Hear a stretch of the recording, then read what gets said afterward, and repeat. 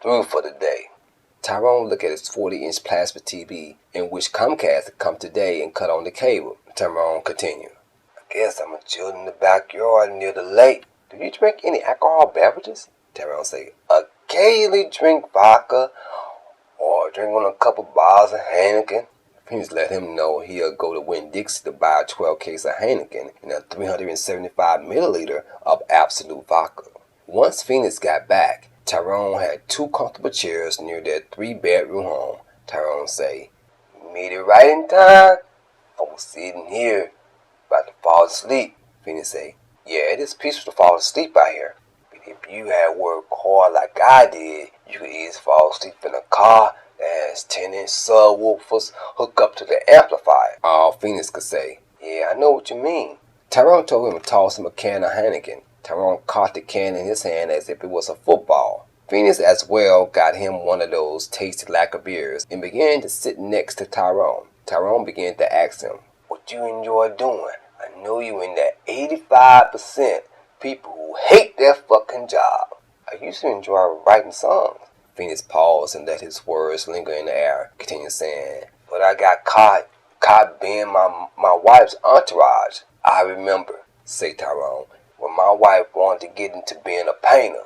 Man, I'm helping her out, giving my 110%, that I began to forget the things I wanted to do." Phoenix asked, "So what you did?" "I said to my wife, 'Baby, I love you, but I have to work on my dreams.'" Phoenix asked, "So what is the dream?" "With dreamy eyes," Tyrone say, "to become a music producer. Who I look up to is my main man, Dr. Dre." After hearing what Tyrone did, Phoenix began to think on his dream. Also hearing what Tyrone did is making him want to man up and say to his wife, "I'm tired of doing you, let me do me." Phoenix prayed to God his Savior would give him the courage to say what he need to say to his wife. Phoenix feels this is his time to shine, and Phoenix wants to shine bright like a halogen light. Tyrone asked Phoenix, "You say you write songs. What kind of songs you write?" "I write soulful songs." "You need to let me hear what you working with. Soulful shit get me and my wife in the mood to do the do." Well, Phoenix usually wouldn't sing to anyone in public, but since Tyrone is a producer, he'll understand where he's coming from. Phoenix continued, "Now, I don't have a Luther Vandross voice. I'm gonna do this cause we're music lovers." Phoenix deeply inhaled, then exhaled the air out of his diaphragm, closed his eyes and began to sing a melody all of his own. After 3 minutes and 34 seconds later, Tyrone got up clapping and saying, "My boy, there was some pleasant notes on my ears that blew out of those pipes of yours." Phoenix began to open his eyes and see that irresistible smile on Tyrone's face that made him think of his ex-lover. That beautiful smile also made Phoenix get a semi-erection inside of his jeans. Phoenix say, "Thank you." Phoenix threw up his hands and continued saying, "Man, it wasn't the best." Tyrone say, "It was to me. It sounds better than that bullshit I hear on the radio."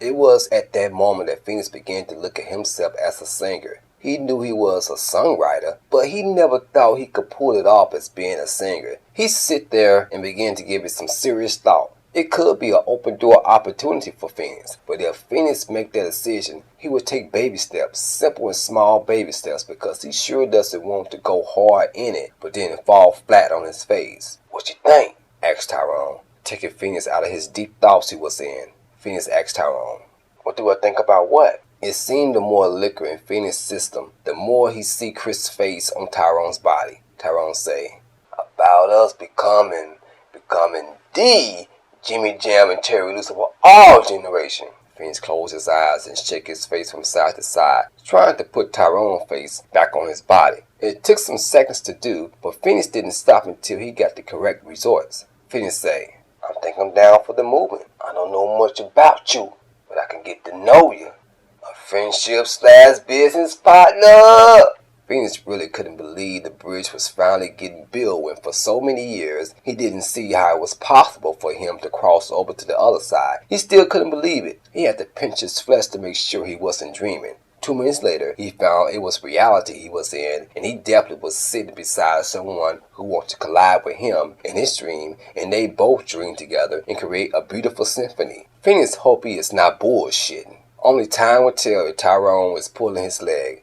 3 hours later, with 8 cans of Heineken drunk and shouted beside the lake, and a 375 milliliter bottle of Absolute was halfway empty. After 3 hours later, getting wasted like the white boys, they had no choice but to fall asleep. Phoenix woke up and found he was still outside. He drank so much that he forgot where he was. Phoenix looked to his right and saw a goddess sitting by him, peacefully asleep. Since Phoenix was fully intoxicated, Tyrone and his face had magically disappeared into his ex-lover Chris. And what Phoenix used to love to do when his lover was asleep and wasted is suck on his long tasty dick until he exploded in his mouth. After getting their body warmed up with oral sex, they get ready to have kinky sex until they are out of breath, and after 10 seconds of doing sexual activities, they fall fast asleep. Phoenix come close to kiss those delicious lips of his. When Phoenix passionately kissed Tyrone, it made Tyrone's penis start to get erect. Phoenix can vividly see the imprint in his jeans, like light illuminate a dark room.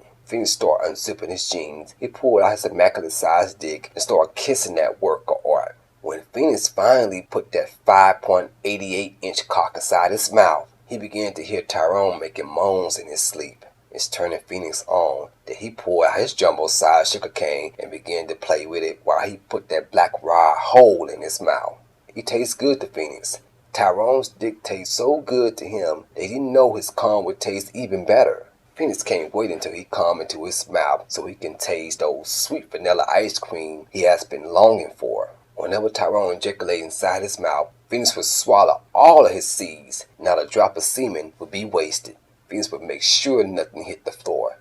When that moment of glory had come, Tyrone had waken up out of his sleep. When Tyrone opened his eyes, he thought his wife finally gave in and gave him what men crave for every day. But he woke up to someone who hair is shaved, who dressed like a man, who has masculine features. Tyrone really thought he was having flashback. His mind drifted back when he did sexual favors for many men inside the county jail. Turn over. Get on your knees. Let me eat that pussy out. Tyrone didn't want to do it at first, but he remembered when he was in prison, many guys used to toss his salad, and when they taste him, it felt to him like he was in heaven, and heaven is where he want to go again. Sleepyhead, Phoenix's wife say. You gotta get your butt up before we be late. Phoenix shook his head left to look at the clock and see what time it was. The clock read 4:40 a.m.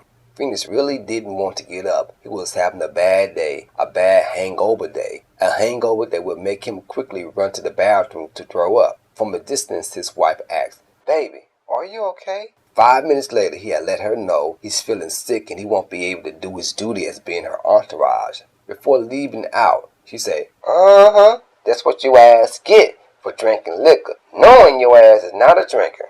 He say, Babe, I do drink. It just had been a long time since I drunk. Whatever. Just don't do that shit again on my time. The time was close to 8 o'clock in the morning. Someone was ringing the doorbell of the Cunningham's home.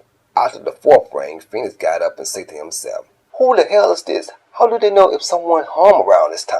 He got up to see who it could be. It was an employer of Comcast. The worker from Comcast said, Hi, Mr. Richardson. He looked at the paper that was on the metal board. To make sure the name was correct, he continued, I'm here to finally connect your cable internet service. Phoenix looked at him in a strange way as saying, It's the day I got your wrong house and name day? The Comcast employer asked.